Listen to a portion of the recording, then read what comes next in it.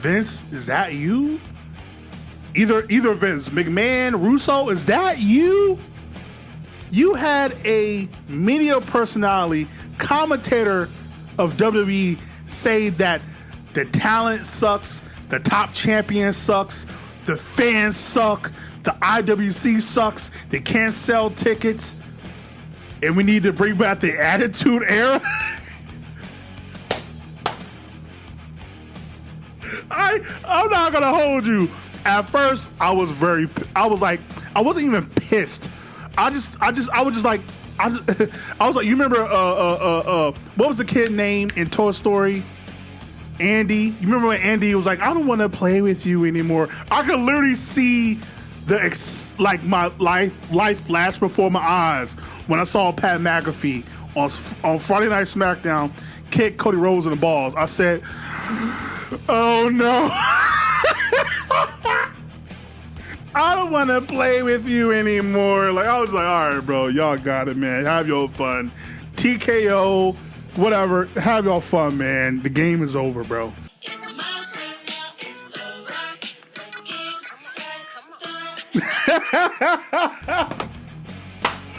Bro, what is this slop?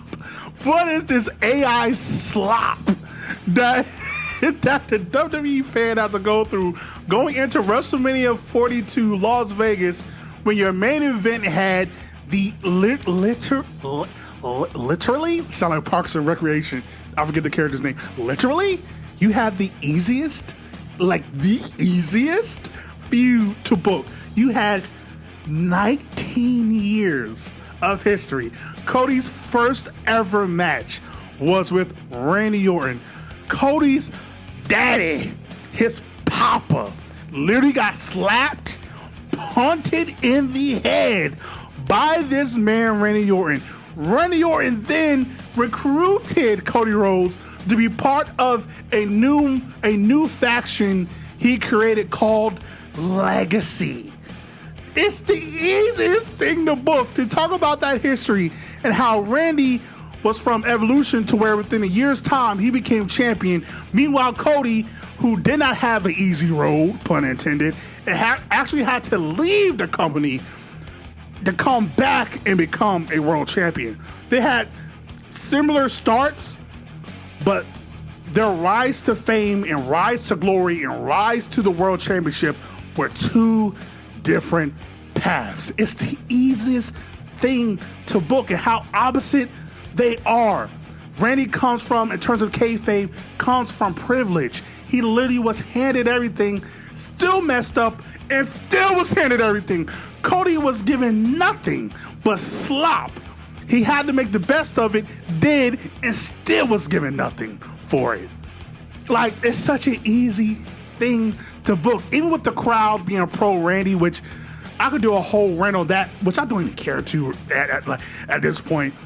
If you want nostalgia, if you want a bunch of close to 50-year-old men being your world champion, good on you. Good on you. But it's just like, it's the easiest thing to book, and the fact that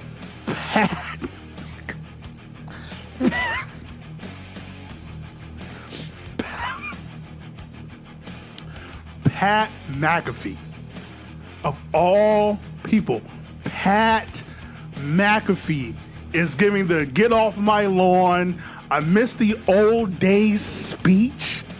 Pat McAfee? Wrestling has more than one family. Imagine if Randy and Cody is in the middle of the ring, throwing it down, lights go out, and you hear this.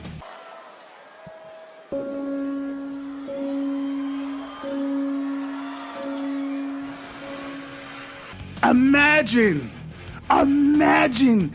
if Uncle Howdy was the person revealed as the guy that was in Randy Orton's ear, the guy that was part of the Wyatt family, the guy that was close to Bray Wyatt. Now his younger brother is getting into the ear of Randy Orton, telling him he needs to be his true self. Remember who he is. Like, imagine if they did that. only for Uncle Howdy and the Y6 to turn on Randy to help Cody win at WrestleMania. How crazy would that have been? It was like, I was thinking about that the other day. I'm like, and it was random too. Like, I was just like, someone that could have actually worked and it would have made sense. Uncle Howdy. I mean, he's been stuck in the solo MFT's vortex for the past 7 months. You could have easily just did Uncle Howdy, which makes sense because his whole thing is about family. His whole thing is about legacy. His whole thing is about mental warfare and all that. Like, it made perfect sense. If anybody could get to Randy Orton, it would be the brother of the late, great Bray Wyatt. It's like, am I going crazy? Am I the only one that made all the sense in the world? All the sense in the world if you made it Uncle Howdy. But no, they didn't choose that because probably, even if they did pitch that, if WWE Creative did pitch that, TL would have been like, no. He's not a big enough of a star. We need the next Sylvester Stallone. And the fact that Cody Rhodes said you are a Logan Paul without muscles is crazy. That's stuck in my head. Every time I see Pat McAfee now, I just think of Logan Paul without muscles. That's insane, dog. Like, what? I can't believe, this is where we are. Cody's third straight year where he gets screwed, royally screwed or almost gets screwed. And what is it about Cody that everybody just doesn't know how to act? They don't do this to Roman. They don't do this to Punk. They're not going to do this to... Why is it always Cody they do this to? Why do they always screw him over? Just allow him and his opponent to tell the story. Us wrestling fans, I'll never forget what Punk said this past week when he was talking to the crowd, to this Roman Reigns fan, when he told him the marquee says wrestling, not that cinema bullshit. The marquee says wrestling. And that's what TKO doesn't understand because they don't even know what wrestling is. They hopped on a train when it was white hot, maybe hotter than it's ever been outside of the Attitude Era.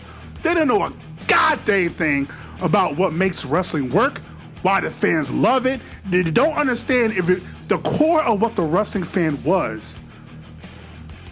Pat McAfee, I don't care if it's kayfabe, not kayfabe. I don't care if he was freestyling.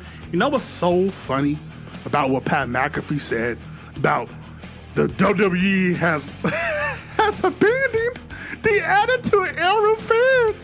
It's like, my nigga, it's been 25 years.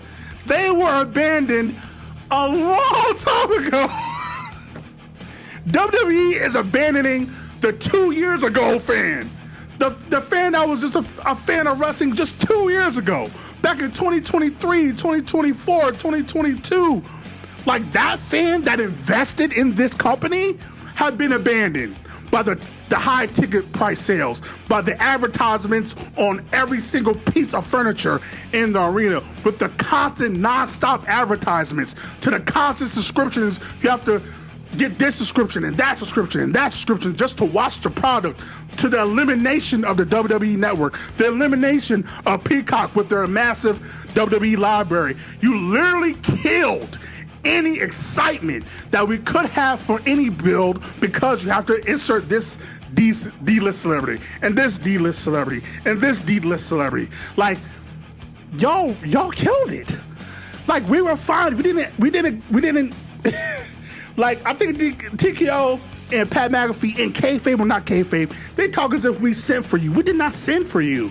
We didn't care about you. We weren't thinking about you. We were enjoying the product that Triple H, Creative, and the talent were building and created for us, the wrestling fan. Not ESPN fan, not TKO fan, not cinema fan, the professional wrestling fan. And you took that away from us. But guess what? To all the fans that are angry, I understand. I've been here a lot of times. Vince did a lot of things to run a lot of us wrestling fans away. A lot. So I've been here before. The only way to give TKO a message is not buying the tickets and showing signs.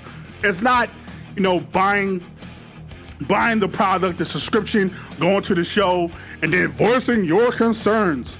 You know how you voice your concerns? Stop going. Stop watching.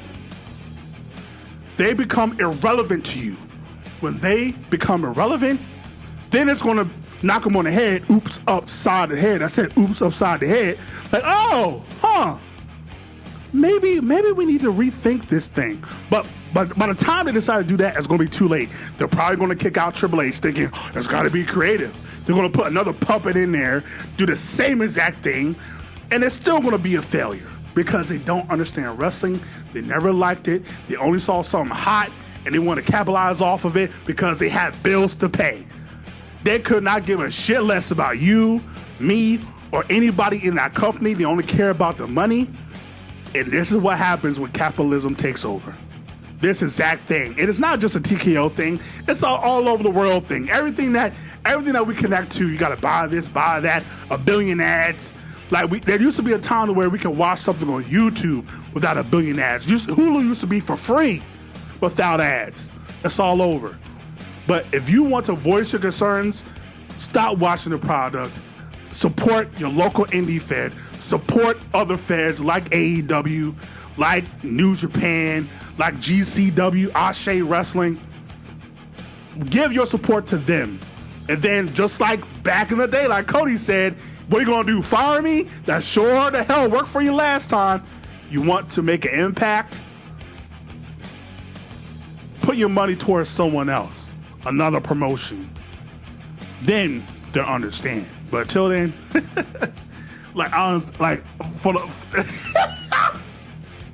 for the life of me, I'm like, what drugs are they on that they think this is going to work? You had a build of a match that was 20 years in the making. In 4 years, we were asking for this match, and he teased and teased and teased. And you know what? I'm gonna go at Triple H just one time. This is what Triple H gets, because for years now, when we want a match, instead of giving it to us when you ask for it, when you want it, he waits and waits and waits and waits and waits and waits and waits and waits. This is what happens when you continually pussyfoot around every year instead of giving what we want. I still haven't gotten Bianca versus Rhea. Now we might not never get that because you pussyfooted around. We still might not ever get Cody versus Punk because you pussyfooted around. I might not ever get Roman and Rock because you pussyfooted around. Thank you, Triple H. You're also to blame for this because your incompetent booking, taking so long to tell a fucking story that by the time you want to open that chapter, nobody's in the bookstore anymore. Congratulations. You play yourself. It's all about the game and how you play it.